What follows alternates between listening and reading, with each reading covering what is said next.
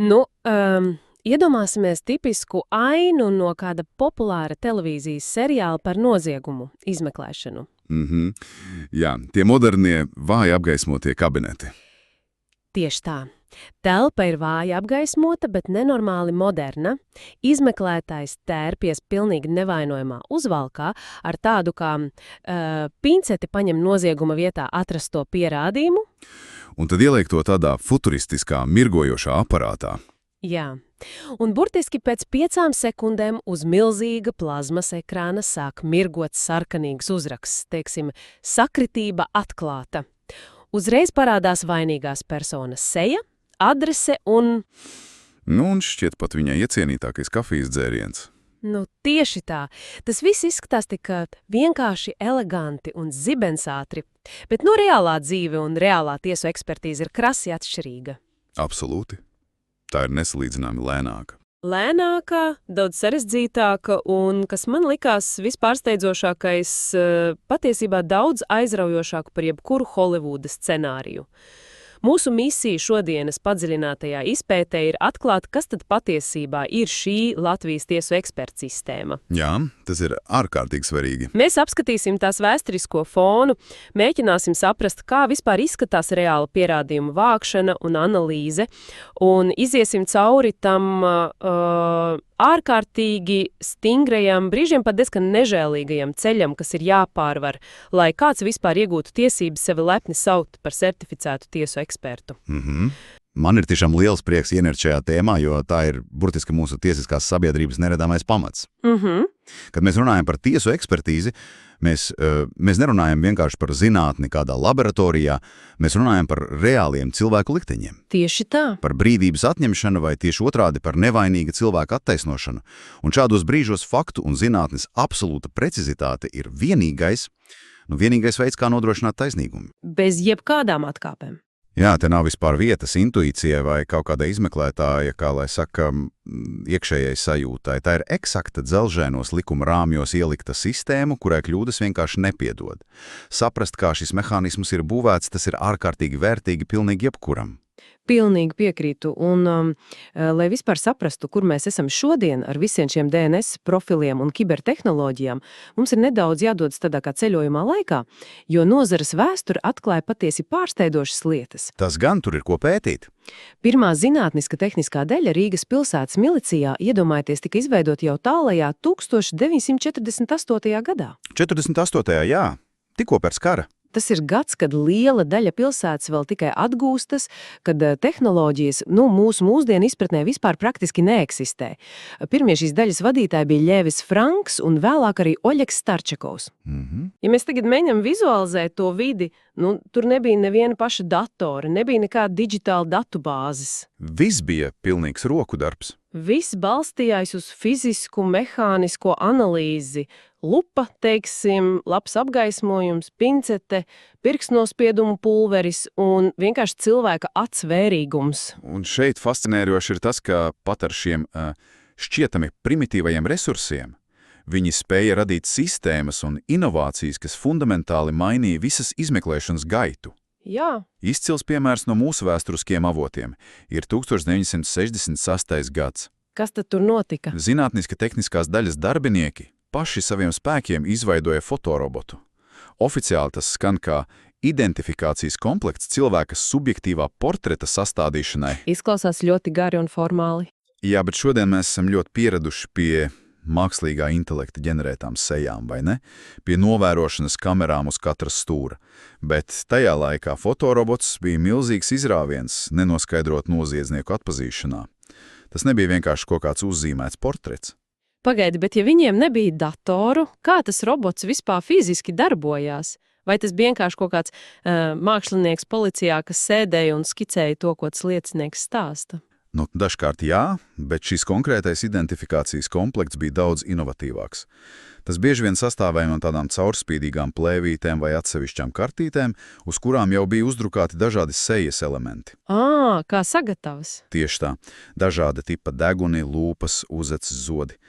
Liecinieks skatījās, un izmeklētājs kā tādu puzli lika kopā šīs fiziskās detaļas, pārbīdot tās vienu virs otras, kamēr sakrita ar liecinieku atmiņu. Tas droši vien prasīja stundas. Tas prasīja vienkārši milzīgu pacietību. Bet tas ļāva cilvēku tās trauslās atmiņas fragmentus vizualizēt un pārvērst par reālu papīra dokumentu. Papīru, ko varēja iedot patruļām uz ielas.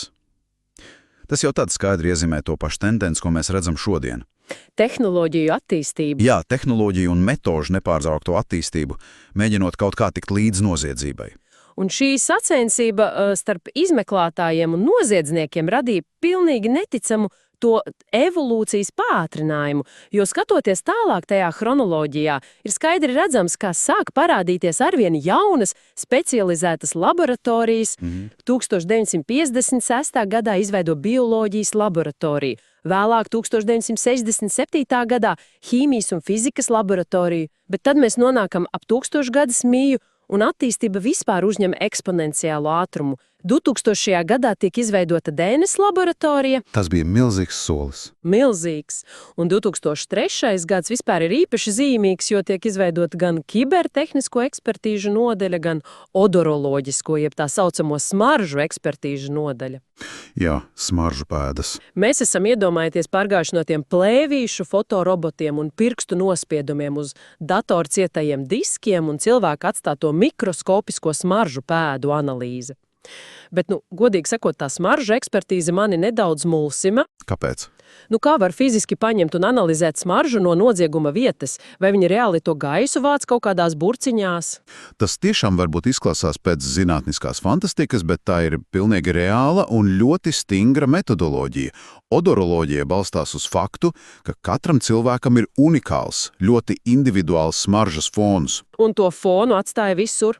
Jā, cilvēks to pašam nemaz negribot, atstāja uz priekšmetiem nozieguma vietā, uz ieroču rokturā, uz kaut kādas uzlaustas durvju slēdzenes, un kā tos savāc, negluži ķerot gaisu burciņā, kā tu teici. Labi, tu esi tā tēlaini. Eksperti izmanto tādus speciālus, absolūti sterīli apstrādātus flaneļa vai kokvilnas auduma gabalus. Šo te audumu uzliek uz tā priekšmeta, no kura tad ir jāņem tā smarža. Tad to rūpīgi aptina ar foliju. Ar parastu foliju? Jā, lai tās smaržas molekulas neizgarotu apkārtējā vidē. Un tad to atstāj uz kādu stundu vai varbūt ilgāk.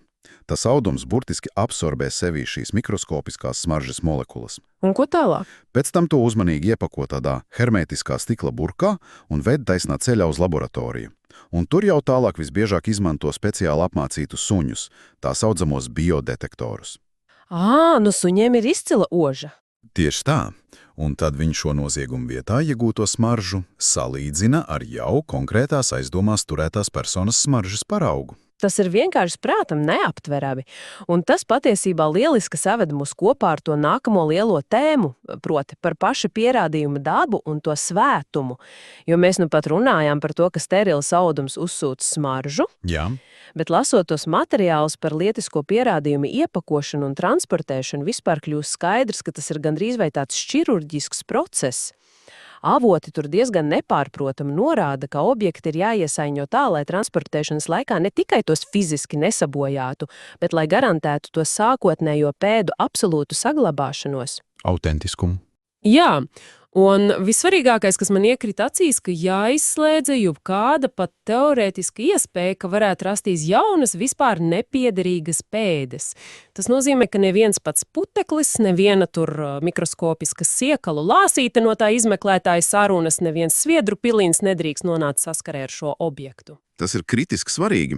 Ja mēs to sasaistam ar tādu lielo kopējo ainu, tad šī pierādījuma ķēdes nepārtrauktība, jeb to autentiskumu un sterilitātes saglabāšana, ir tas pamats, uz kura turas pilnīgi viss tiesas process. Viss spriedums. Viss. Ja aizstāvības advokāts spēja tiesā pierādīt, ka pastāvēja kaut mazākā, pat tikai teorētiskā iespēja pierādījumam tikt piesārņotam tajā transportēšanas laikā, piemēram, iepakojums nebija pilnība hermētisks vai zīmoks uz pakas bija bojāts, Tad viss? tad šis pierādījums var tikt vienkārši atzīts par nederīgu. Un līdz ar to krīt arī pilnīgi visa eksperta analīze, lai arī cik tā būtu ģeniāla un zinātniski precīza laboratorijā. Sanāk, ka darbs vējā. Jā, mēs varam iedomāties situāciju. Tiek atrasts ierocis, Uz tā ir asinspēdes. Ja tas tiek ielikts, teiksim, nepareizā plasmasas maisā, kurā mitruma ietekmē sāk veidoties pelējums, vai ja kāds policists tam netīšām pieskaras bez cimda, tādējādi pievienojot jau savu DNS profilu. Pierādījums ir neglābjami sabojāts. Precīzi. Tāpēc šī šķietami garlaicīgā un birokrātiskā iepakošanas procedūra patiesībā ir pilnīgi izšķiroša. Un mēs ikdienā bieži domājam, ka tiesu eksperts ir kā tāds, supervaronis. Izmeklētājs atnes viņam šo perfekti iepakoto objektu, un eksperta pienākums ir darīt visu iespējamo un neiespējamo, lai tikai dotu atbildi. Kā filmās. Kā filmās. Bet lūk, kur kļūst patiesi interesanti. Likums skaidri pasaka, ka ekspertam ir ne tikai tiesības atteikties sniegt atzinumu, bet atsevišķos gadījumos tas ir pat viņa absolūts pienākums. Gan krimināla procesa, gan tiesu ekspertu likums tur uzskaita konkrētus iemeslus. Piemēram, viņam ir jāsaka nē, ja viņam vienkārši nav atbilstošu speciālo zināšanu šajā ļoti specifiskajā jautājumā. Viņš atsakās arī tad, ja tajā valstī vai tajā konkrētajā laboratorijā vienkārši trūks apstiprinātu metodiku un iekārtu tieši konkrētajai analīzei. Arī ja paraugi ir slikti. Jā, tieši to es gribēju teikt. Eksperts nedrīkst strādāt, ja iedotie objekti ir nepietiekami vai pārāk sliktas kvalitātes, lai izdarītu objektīvu secinājumu, vai arī, ja uzdotie jautājumi vispār ir ārpus viņa kompetences rāmjiem. Šis ir kritiski svarīgs moments, ko bieži tiešām nesaprot tie, kas skatās tikai detektīvu filmas. Seriālos jau parasti tas eksperts paskatās mikroskopā un no viena izplūduša attāla izdara vienkārši episkus secinājumus par noziedznieku. Jā, iedod marku un pasaka visu par cilvēka dzīvi. Reālajā dzīvē sistēma ir būvēta tieši tā, lai maksimāli izvairītos no tā saucamās atkritumu zinātnes, jeb junk science. Eksperts nedrīkst minēt, ja viņš redz, ka tas asins paraugs ir pārāk degradējies saulē vai mitrumā, lai no tā izdalītu pilnu DNS profilu, viņa pienākums ir skatīties izmeklētājiem acīs un pateikt, es nevaru sniegt atzinumu. Un viņam par to nekas nebūs? Nē, tas tieši pasargā sistēmu no spekulācijām un beigu beigās no viltus apsūdzībām. Šeit godīgums un savu, kā arī tehnoloģiju robežu apzināšanās ir iebūvēta pašā likuma pamatā. Bet ja mēs atskatāmies to soli pirms laboratorijas, lai tas eksperts vispār varētu kaut ko ar kaut ko salīdzināt, viņam vai materiālu, ja nozieguma vietā ir atrastas tās pēdas, tās ir jāsalīdzina kaut ko reālu, ar aizdomās turēto vai varbūt ar liecinieku. Vajag atskaits punktu. Kā vispār notiek šo salīdzināmo paraudu iegūšana? Jo tas taču patiesībā ir ārkārtīgi jutīgs cilvēktiesību jautājums. Izmeklētājs taču nevar vienkārši pieiet cilvēkam uz ielas un pieprasīt viņa asins paraugu. Tieši tā, tas ir ļoti stingri regulēts, un šī juridiskā puse ir izstrādāta ar mērķi precīzi balansēt starp izmeklēšanas interesēm un, protams, pašas personas neaizskaramību. Kā tas izskatās praksē? Ja mēs runājam par personu, kurai ir tiesības uz aizstāvību, tātad par aizdomās turēto vai apsūdzēto, likums nosaka, ka viņam ir pienākums ļaut sevi pakļaut izpētē. Bet paga, vai tas attiecas arī uz jebkuru citu, kas varbūt vienkārši nejauši gadījies nozieguma tuvumā? Pieņemsim, persona ir liecinieks vai vēl trakāk cietušais, kuram jau tāpat ir milzīga trauma no notikušā. Vai arī viņu var fiziski piespiest nodot savu DNS, lai vienkārši izslēgta viņa nospiedumus no nozieguma vietas? Nē, te situācija krasi mainās. No liecinieka vai cietušā paraugus piespieda kārtā drīkst ņemt tikai un vienīgi ar izmeklēšanas tiesnešu lēmumu. Tātad nevis vienkārši policists izdomā. Procesa virzītājs tam vienkārši nevar izlemt pats, jā? Ir, protams, daži ārkārtas izņēmumi tādiem ļoti neatliekamiem gadījumiem. Ja eksistē reāls risks, ka novilcinot to laika pierādījumi var tikt pilnībā iznīcināti vai sabojāti, tad var rīkoties bez tā tiesneša lēmuma. Bet tad vajag prokurora piekrišanu. Tas skan loģiski. Un pat šādā gadījumā jau nākamajā darba dienā tas process ir jāpārbauda un jāpamato tiesnesim. Sistēma mēģina nodrošināt, ka valsts vara netiek nekādā veidā izmantota ļaunprātīgi pret nevainīgiem cilvēkiem, kuri, kā tu saki, vienkārši nonākuši nepareizajā lietā un laikā. Tas skaidri parāda, pa kādu naža asmeni likums te mēģina staigāt. Bet labi, pāriesim varbūt pie tās daļas, kas attiecas uz pašiem šīs sistēmas operatoriem, tātad ekspertiem. Labprāt. Mēs uzzinājām, ka valstī tās ekspertīzes var veikt gan valsts iestādēs strādājošie eksperti, gan arī privātie eksperti, tādi, kuri ir nokārtojuši attiecīgus sertifikātus, un visus viņus var atrast publiski pieejamā tiesu ekspertu reģistrā. Jā, reģistrs ir atvērts. Bet galvenais jautājums ir, Kā vispār kāds mirstīgais tur var nokļūt? Es izlasīju to tiesu ekspertu certifikācijas kārtību, un, jāsaka, pilnīgi godīgi, tas izskatās pēc viena no stresainākajiem procesiem, kādu vispār var iedomāties. Tas nav viegls ceļš. Sāksim ar naudu un birokrātiju. Lai kārtotu to eksāmenu un iegūtu certifikātu, jāmaksā 85 eiro. Bet tad es tajos noteikumos ieraudzīju vienu ļoti specifisku izņēmumu. Tiesu medicīnas un tiesu psihiatrijas ekspertiem šī maksa ir tikai 7 eiro. Pats eksāmens neatkarīgi no nozares ir skarbs. Tas ir sadalīts divās daļās. Pirmā daļa ir teorētiskais tests, 60 jautājumi, lai tiktu tālāk pareizi jāatbild uz vismaz 45. Ja tu izkrīti testā, viss ir beidzies. Atpakaļceļa nav, otrā daļa tev vienkārši iet secen. Bet, pieņemsim, tests ir veiksmīgi izturēts. Sākas eksāmena otrā daļa, un tas vairs nav vienkārši kaut kāds papildus papīra darbs. Tā ir mutiska atbildēšana eksaminācijas komisijas priekšā. Jā, seju pret seju ar komisiju. Kandidātam ir jāizvelk biļetes un reālā laikā turpat jāatbilda. Un vēl trakāk ir publiski jāaizstāv savi apmācības laikā sagatavotie atzinumi un kvalifikācijas darbs. Pretī sēž reāli pieredzējuši jomas dūži, recenzenti, pieaicinātie eksperti. Un viņu vienīgais uzdevums, kā šķiet, ir atrast vājās vietas tavā argumentācijā. Man tas pilnīgi izklausās pēc universitātes maģistra darba aizstāvēšanas, kas vienkārši pareizināta ar 10. Godīgi sakot, tas ir ļoti, ļoti precīzs salīdzinājums. Un tas spiediens tajā telpā ir milzīgs, jo paši noteikumi ir dzelžaini.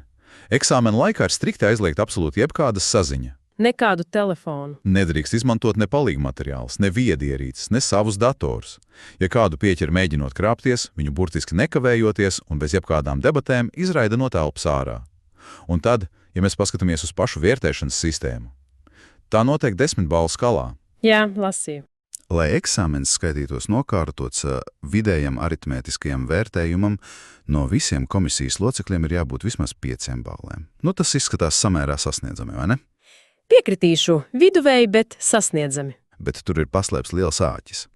Ja kaut viens pats recenzents vai pieaicinātais eksperts par to atbild uz biļetes jautājumu vai par to kvalifikācijas darbu, ieliek mazāk nekā 5 balles. Ieliek 4, piemēram. Jā, ieliek 4 balles. Tad ekspertu padomē ir tiesības pieņemt lēmumu atteikt certifikātu izsniegšanu. Tas realitātē nozīmē, ka tu nevari vienkārši būt tāds vidēji labs visās jomās un cerēt, ka tas kaut kā izlīdzinās vienu tavu fundamentālu nezināšanu kādā sfērā. Viena kritiska kļūda svarīgā jautājumā var nozīmēt pilnīgu izgāšanos visā procesā. Tātad, ko tas viss īsti nozīmē tiem, kas mēģina? Tas nozīmē 2 lietas. Pirmkārt, sistēma ir apzināti radīta tā, lai tajā iekļūtu tikai tie, kuri tiešām spēj izturēt masīvu psiholoģisko spiedienu un var stabili pamatot savu viedokli citu ekspertu priekšā. Jo tieši to pašu taču no viņiem vēlāk prasīs tiesas zālē. Kad advokāti mēģinās sagraut viņa atzinumu. Tieši tā, kad viņus krustpratinās agresīvi aizstāvības advokāti, mēģinot atrast sīkāko pretrunu.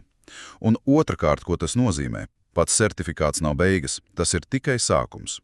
Jā, un te mēs loģiski nonākam pie resertifikācijas, jo izrādās eksperts nevar vienkārši iegūt šo papīru un mierīgi sēdēt savā laboratorijā nākamos gadu 10 dzerot kafiju. It pēc laika ekspertam savs profesionālisms un tas derīgums šai sistēmai ir jāpierāda pilnīgi no jauna. Un te mēs saskaramies ar tādu punktu vākšanas sistēmu, kas man, goda vārds, izskatās pēc ļoti sarežģītas un diezgan nežēlīgas galda spēles. Tā to varētu nosaukt. Kompleksā ar ekspertīzē vairākās specialitātēs, tajā pārskata periodā ir jāsavāc vismaz 120 punkti. Jā, 120 ir slieksnis. Tos dod par visādām specifiskām aktivitātēm. Piemēram, par jaunas izpētes metodes izstrādi var dabūt 15 punktus, par dalību starptautiskā konferencē un vēl publikāciju vēl līdz 15 punktiem, par vienas dienas kursiem 3 punktus. Tas spiež tos ekspertus pastāvīgi būt zinātnes apritē, bet tad es ieraudzīju arī sodu sistēmu. Mīnusu sistēma ir bargāka. Jā, ja tu pārkāpji etikas kodeksu, tev atņem 10 punktus. Ja padoma atzīst tavu sniegto atzinumu par kļūdainu, -15 punkti, un ja saņems disciplinārs sods, kas ir saistīts ar darbu, uzreiz -25 punkti. Bet, godīgi sakot, man te rodas tāds viens jautājums. Vai šāda tiešām barga sodu sistēma nepadara tos ekspertus pārāk bailīgus, vai viņi pēc tam nebaidās izmantot jaunas pieejas, ja kļūda burtiski var dzēst viņu karjeru? Tas ir ļoti leģitīms jautājums, bet noteikts bailīgums un piesardzība šeit nav defekts, tas ir sistēmas efekts. Domā, tas ir ieplānots? Jā, atcerēsimies, ko mēs pirms tam runājām par ekspertu pienākumu atteikties dot atzinumu.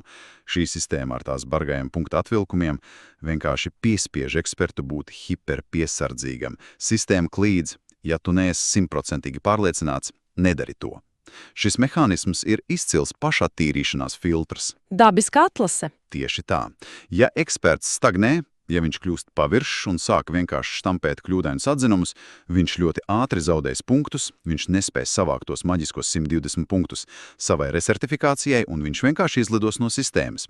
Sistēmas pamatdoma ir tāda, ka labāk ir vispār neiegūt to pierādījumu no eksperta puses, nekā iegūt kļūdainu, neprecīzu pierādījumu, kas beigās var ielikt cietumā pilnīgi nevainīgu cilvēku. Apkopojot visu to mazo daļiņu un detaļu jūru, ko mēs šodien apskatījām, kļūs pilnīgi skaidrs viens fakts. Aiz katra tiesas sprieduma vienalga, vai tas attiecas uz ļoti sarežģītu kibernoziegumu, slepkavību vai šķietami vienkārši dokumentu viltošanu, slēpjas vesela, mums neredzama pasaules līmeņa precizitātes, zinātnes un nenoliedzami arī masīvas birokrātijas sistēma. Tiesu eksperti patiesībā ir taisnīguma sistēmas īstais mugurkauls. Viņi tur to visu kopā. Viņu darbs vienkārši balstās uz neapgāžamiem, sterili iepakotiem un ļoti metodiski analizētiem pierādījumiem. Un kā mēs lieliski redzējām no sertifikācijas eksāmena šausmām un tās punktu vākšanas sacīkstes, šis status prasa ne tikai milzu gudrību. Tas prasa lielu drosmi un spēju jebkurā brīdī publiski aizstāvēt savu atzinumu pret kritiku un darīt to nezaudējot savu objektivitāti. Tas ir ārkārtīgi smags sloks. Jā, un šis viss raisa arī vien ļoti svarīgi jautājumu, īpaši raugoties tādā nākotnes perspektīvā.